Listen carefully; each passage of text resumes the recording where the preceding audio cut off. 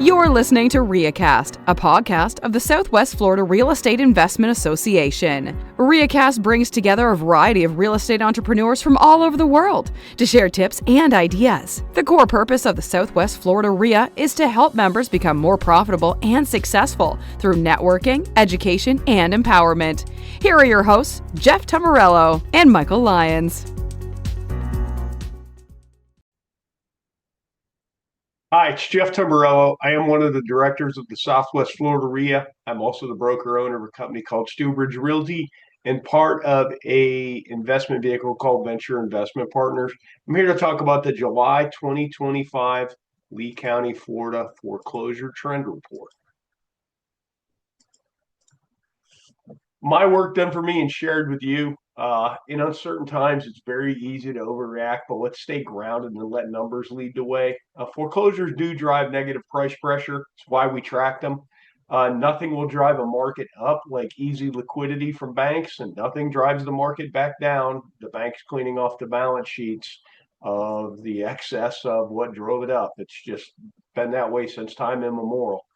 What's driving your next investment or life decision? If you're looking at this, you're probably interested in housing. You're looking at it for a reason. There are some people that, for some unknown reason, housing tends to be their hobby, or they just have comments. Local contractor refers to it as the 525 Beacon Score crowd. They don't have a chip in the game, but they have a lot to say about it. But again, what's driving your next investment or life decision? If you don't know that, or you don't know what that next decision is going to be, then take some time and think about it. It's important to have a plan with big things like real estate. 2025 brings a lot of new dynamics. It's a very weird and strange market. So with that said, let's talk about the data. We always start with this chart showing the global financial crisis all the way to today. It's great for perspective, shows you what a market was. I mean, I can remember putting out that this was a charter's dream. I mean, as far as charting data, there was actually huge gyrations and swings and really easy to kind of figure out what's going on. Today, not quite so, even though you do read some stuff to the contrary. This is mortgage related list pending since 2015. Again, I mean, from 2015, most of the excess from the boom before the GFC was out of the system. There was probably still some like mods going bad, stuff like that. Some rare banks that, got so backlogged in their foreclosures, they let stuff sit for 3 or 4 years. It happened. But from 15 forward, it was really kind of a normal distressed market. Never really broke 160.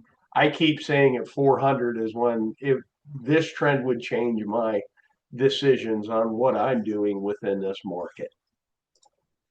This is from 2020 forward, and bear in mind the beginning of 2020 all the way through basically February of 22, the courthouse was shut down.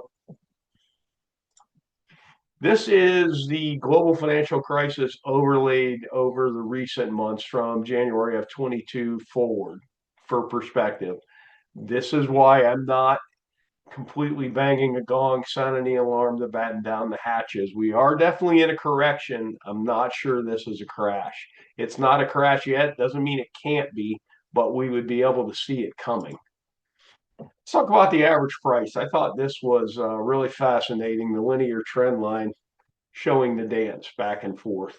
So sorry, the mouse is a little sensitive, but we've corrected quite a bit. If we're down about 15% from the peak, which was May of 2022, and about 10% of that has come in the last 3 months.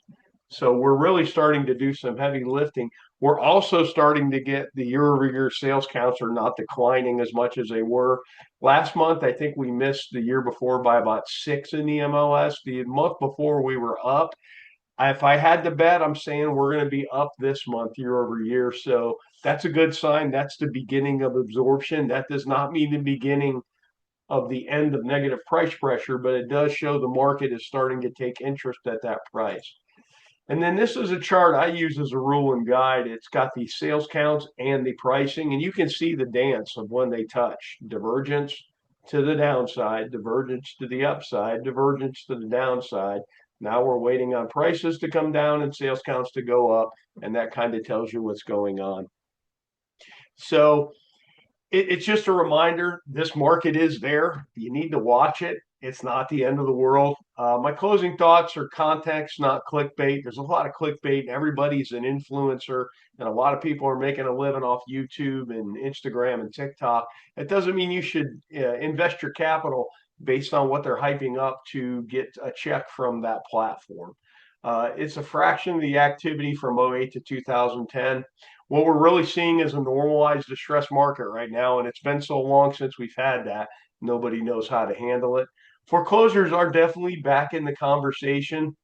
It's just the way it is. I don't see this right now as a repeat of the global financial crisis. It would take some sort of massive, like macro event to really do that.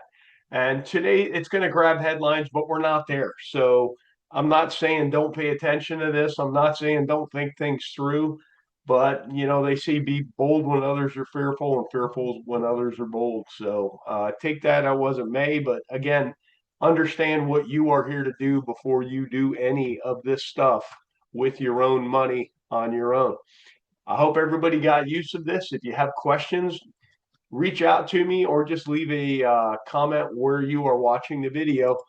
Hope to see everybody in a meeting.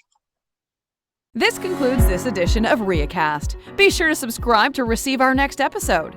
You can also subscribe at our website, www.swflreia.com. See you at a meeting soon. Please let us know if you have a suggestion for a future episode.